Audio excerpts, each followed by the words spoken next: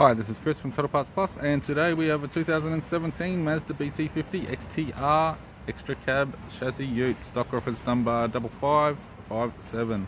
The shape runs from the 10th month 2011 through to the 6th month 2020. It has a P5AT 3.2 litre 5-cylinder turbo diesel engine backed by an automatic 4-drive transmission. P5AT 3.2 litre 5-cylinder turbo diesel engine. We have an aftermarket set of 17-inch alloy mags with good tyres. Left sidestep sold as a pair. Left power door mirror chrome, non-indicator type. Left rear door has no damage. Left rear 17-inch alloy mag sold as a set with a good tyre. Duratray alloy tray with all bolts and brackets. Factory fitted tow bar supplied with all bolts, brackets and loom. Right rear 17-inch alloy mag aftermarket sold as a set with a good tyre.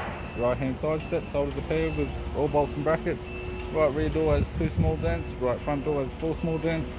Right power door mirror, snorkel, factory with all fittings, and a right front 17-inch alloy mag aftermarket sold as a set with all good tyres.